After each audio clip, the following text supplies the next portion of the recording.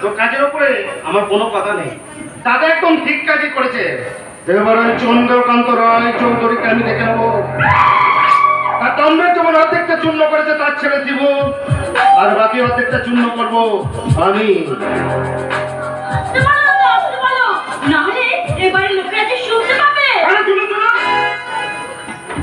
আজ আমি কাউকে পরোয়া করি না, কিন্তু হ্যাঁ সন্ধ্যা একটা কথা, তোর মাথায় দুষ্ট বুদ্ধিটা এলো। এই দুষ্ট বুদ্ধি আমার কিন্তু আগে ছিল না দাদা। যেদিন আমার দাম্ভিক শ্বশুরমশাই তোমাকে চাকরি পারলো, তখন থেকে আমি শুরু করেছি নতুন খেলা।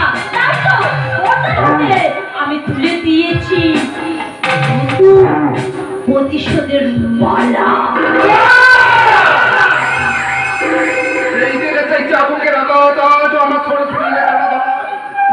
তাই তো আমি সেই দিন থেকে প্রতিজ্ঞা করেছি, ওই চন্দ্রকান্ত রায় চৌধুরী দম্ভের শাস্ত্রকে খেয়ে আমি তাকে খোলা করে দেবো।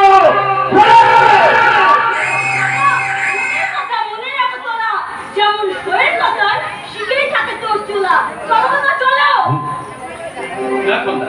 আমি চাই না সেদিনের অপমানের পর রজত আবারও বাড়িতে যাক। হ্যাঁ তুই ঠিক কথা বলেছিস দাদা।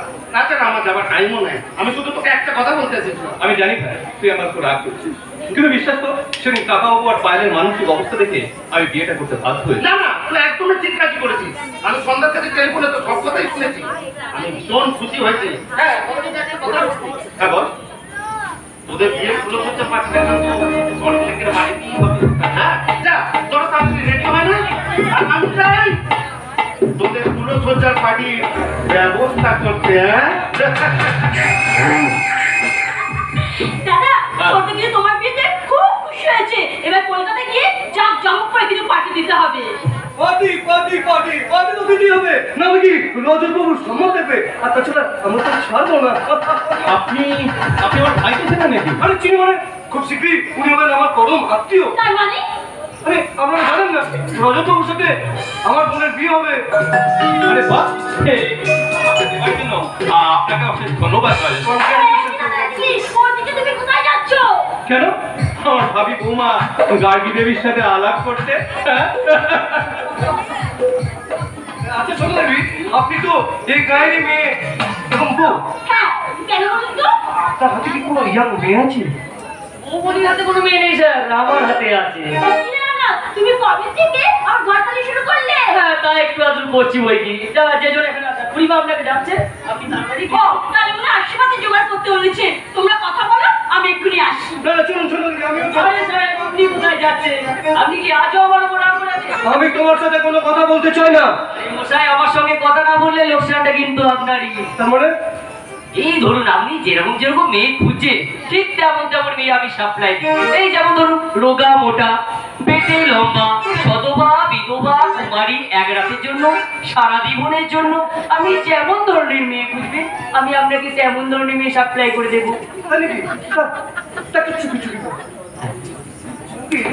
আমার জামাইবাবু আর আমার বোন গার্গী যেন জানতে না পারে আমি এই বিষয়ে আলোচনা করছি। আরে মশাই আপনি মানুষ ছিলেন না, এই অনাগত গোপন কোর্টে আপনি আপনার মনের কথা আমাকে নিশ্চিন্তে বলতে পারেন। বলুন বলুন কি চান বলুন। ইচ্ছে তো ভাই সারা জীবনের জন্য, কিন্তু আমার জামাইবাবু আমার বিয়েই দিচ্ছে না। তাহলে না হয় আপাতত এক রাতের মেয়ে। বাহ তুমি ঠিক বলছো ভাই, তাহলে আপাতত এই গ্রামের কেউ। হ্যাঁ নিশ্চয়ই পাওয়া যাবে, শুধুই কাকা বাবুর কাছে একটু অনুমতি নিতে হবে এই আর কি। ভয় নেই, কোনো কমিশন লাগবে না। কাকাবাবু আমি যাই গিয়ে অনুমতিটা নিয়ে আসি। না রে ভাই না, আমার খুব হয়েছে, আমার মেয়ে ছেলে দরকার নেই। আরে আমি তাহলে কাকা বাবুর কাছ থেকে অনুমতিটা। ওরে বাবা, বাকি ছিল 11 গা, পুলিশে ছিল 36 গা, আর চন্দ্রকান্ত রায় চৌধুরীর চাবুকের গা। সারা জীবনেও শুকবেন না আমার ভাই। সারা হারামি গায়ে আছে পড়তে সারা শুয়োরের বাচ্চাটা ঘুরঘুর ঘুরঘুর করছে। শুয়োরের বাচ্চাটা জানে না গ্রামের মেয়েদেরও মান সম্মান আছে। ওই ইজ্জতে হাত দিলে তোর হাতটা আমি কেটে নেবো। সারা হারামি ওই সালের শহরে ঘুর থাকে। তুমি কার কথা বলছো? ওসব নিয়ে তুমি চিন্তা করো না, আপাতত বলো শিবুদা এখন কোথায়? আরে আমি এত বড়টাকে খুঁজি তো, আমি এত বড়টাকে খুঁজি কাল রাতে যে বিয়ের আগে থেকে বড়টাকে আমি দেখছি তোদন ভাই, আমি দেখছি কি করা যায়। শিবুদার মনের উপর দিয়ে যে ঝড় বয়ে গেল, জানি না সেই ঝড়ে শিবুদার মনটা ভেঙে চুরমার হয়ে গেছে। আমি জানি না শিবুদা এখন কোথায় আছে, কেমন আছে, কি করছে। কবে যে কোথায় কি যে হলো জীবন জুয়ায় গেলাম বেহিসাবি রাখে হিসাব কি দিয়েছি কি যে পেলাম কবে যে কোথায় কি যে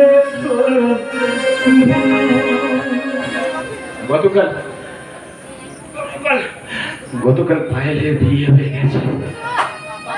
পায়েল কাঞ্চন বাবুর সাথে আর একটু পরে না না আমি পায়েলের সামনে খেলে পায়েল হয়তো কষ্ট হবে, তাই তাই আমি পায়েলের সামনে কাল থেকে যাইনি। আর না না আমি থাকতে তুমি পাইলে দিয়ে জিনিসপত্র বই দিয়ে যাচ্ছ কেন? দাও দাও আমাকে দাও। না না গবিতা তোমার শরীরটা খারাপ, তাছাড়া তোমার বয়স হয়েছে, তো পারি বোঝা। তুমি বলতে পারবে না গবিতা, তুমি বলতে পারবে না। তুমি কি গো দাদাবাবু? দাদাবাবু তুমি কি গো? তুমি কি? আচ্ছা গবিতা, তোমাকে একটা কথা জিজ্ঞাসা করবো। কাঞ্চন বাবুকে বিয়ে করে তাই খুব খুশি হয়েছে, তাই না? কপালে সিঁদুর করে, বেনারসি পরে, চন্দনের ফোঁটা করে পায়েলকে খুব সুন্দর দেখাচ্ছে, তাই না কবিতা? এই তো দেখাচ্ছে দাদাবাবু, এই তো দেখাচ্ছে। পায়েল দিদিমণি খুশি পায়েল খুশির সাথে হাসছে। তুমি তো পায়েল দিদিমণিকে ভালোবাসছিলে, তাহলে ওটা কেমন হলো দাদাবাবু? না না কবিতা তুমি কেন না কবিতা, তুমি কেন না? তুমি কাঁদলে যে পাইলে চলার পর কিছু হয়ে যাবে। আচ্ছা তুমি আমার সঙ্গে আসো কবিতা। ওটা তোমার হাসি না, ওটা তোমার বুক চাপা কান্না, বুক চাপা কান্না।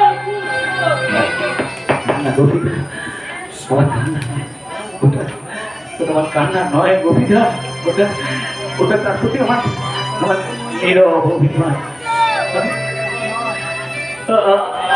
আমাকে পায়েল কষ্ট দিয়েছে, দুঃখ দিয়েছে, শেষ কি আমি ঈশ্বরের কাছে প্রার্থনা করে বলি এখানে দাঁড়িয়ে দাঁড়িয়ে হাওয়া খেলে চলবে? এই বাক্সটা লড়বে কে তুলবে? যেই চক্কর টাকা অমনি ফাঁকিবাজি শুরু। বলি পয়সা নিবি না? দেখুন আমার শরীরটা ঠিক একটু ঝিরিয়ে নিয়েছিলেন, এই জন্য আমি লেবারদের একদম সহ্য করতে পারি না। হ্যাঁ, তোদের সরকার এসে একবার তোদের মাথায় তুলে। তুই যদি আমার ফিল্ম করার লেবার হতো না, ঘুরিয়ে একদম কথা বলবি না, মানে ঘুরিয়ে একদম কথা বলবি না। এই নরবৃন্দের কোনো ধানায় পানায় কথা করে না।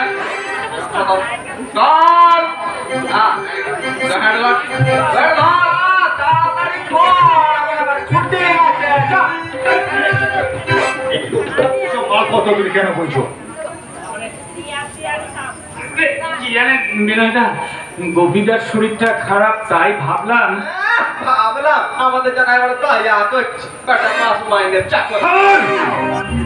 ও আপনার মাল বলবে না। নামান নামান, তাহলে ওইগুলো বাড়ি থেকে তুলবে, আপনি তুলবেন। আচ্ছা নামান, না হলে না হলে কি করবো? কি করবেন? আমি আপনার মাথায় ভাঙবো। তোমরা কথা দাদা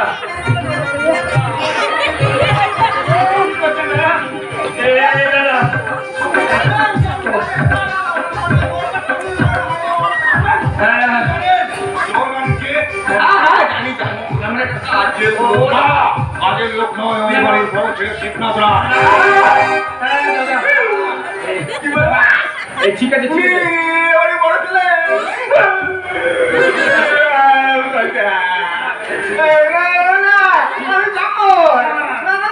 বাবা চাকর আমার কানে করতে চাকর হ্যাঁ ঠিক আছে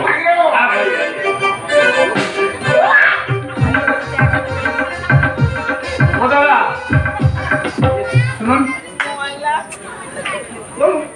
বলছি ধুতিটা নিয়ে যান। বুদ্ধি হ্যাঁ হ্যাঁ না নিচের দিকে তাকিয়ে দেখুন। বাবা দেখার গিয়া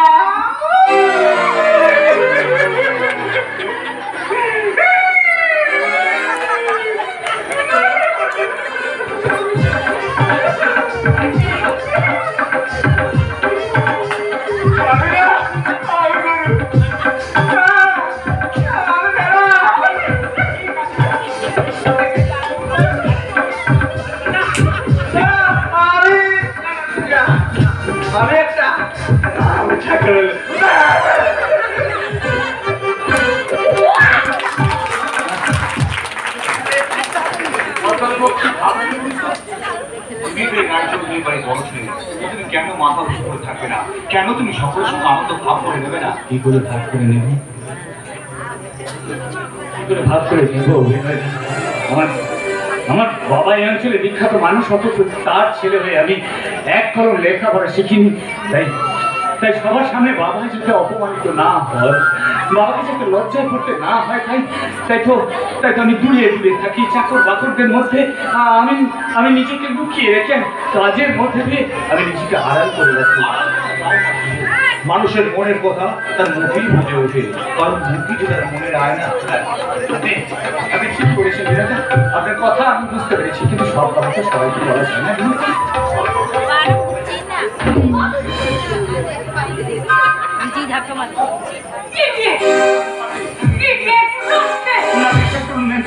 বিশ্বাস করুন না, আমি আপনাকে দেখিনি, ইচ্ছে করে ধাক্কা মারি না। আমার এই অনিচ্ছাকৃত উচিত শুধু আপনি আমাকে মানছেন।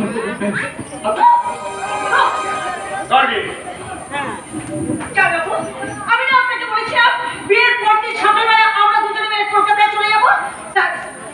কিন্তু আমি তো যাব না, আমি আরো 2 দিন থাকবো। কেন? হ্যাঁ, নীল সাহেবের মাছ ধরবো, তালের রস খাবো, আর তারপর তোমাকে বগল দেওয়া করে এই গ্রামটা ঘুরবো। কি আছে রোজ পড়া যায়? এখানে শুধু মশা মাছি ভ্যান ভ্যান করছে, আর কালো কালো মানুষের গায়ে বটকা বটকা গন্ধ। ও আমার তো এখন কমে এসে যায়। এই যে মেম সাহেব, গায়ের রং কালো বলে, শরীরে ঘামের গন্ধ বলে, গায়ের মানুষগুলোকে তুমি ঘৃণা তো করছো, কিন্তু তুমি কি জানো ভারতবর্ষের প্রতিটি শহর গ্রাম নিয়ে ঘেরাম, গ্রামের লক্ষ লক্ষ কালো মানুষই রোদে পুড়ে ঘামে ভিজে ফসল ফলিয়ে তোমাদের মতো শহরে নবমীদের মুখে অন্ন যোগায়। সাহেব, গ্রামে এখনো প্রাণ আছে। আপনি ঠিক বলেছেন দাদু, সেই সঙ্গে আছে খোলা আকাশ, নির্মল বাতাস, গ্রামের মানুষ খায় টাটকা শাকসবজি, টাটকা মাছ, আর শহরে এয়ার অ্যান্ড পলিউশন তো আছে, সেই সঙ্গে শহরের মানুষরা সব খায় পচা বাসি এলেটা। ওই বাসি কথাটা বলতে গিয়েই না আমার বাসি লুচির কথা মনে পড়ে গেল। জানেন দাদু, ওই বাসি লুচি না আগে বুদ্ধি খেতে দারুণ লাগে, তাই সন্ধ্যাকে বলে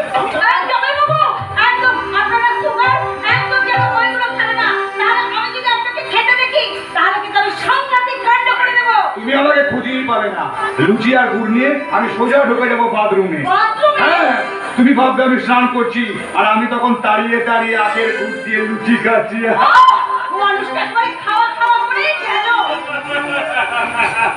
তোমার জানাবো কিন্তু ঠিক যেমন মনে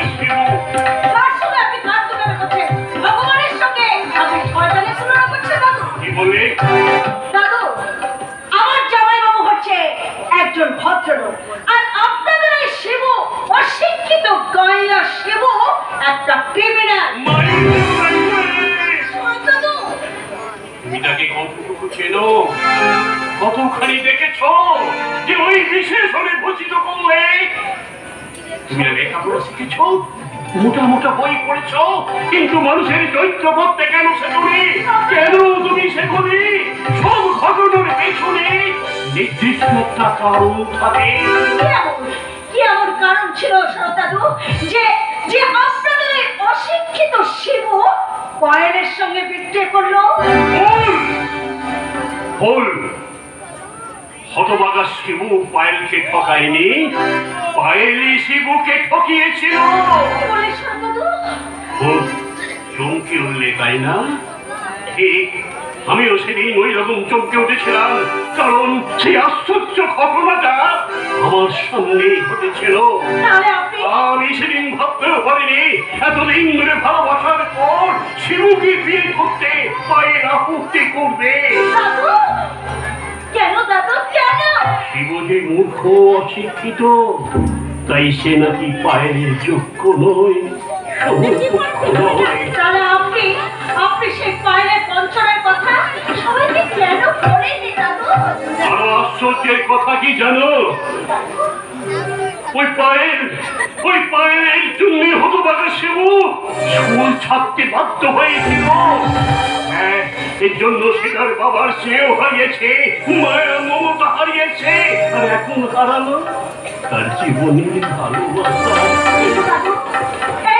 এই কথাগুলো, এই পায়েলের বঞ্চনার কথাগুলো আপনি সবাইকে কেন বলেননি দাদু? এটাই তো অক্ষয় বর শরৎ বারুজ্যের যন্ত্রণা।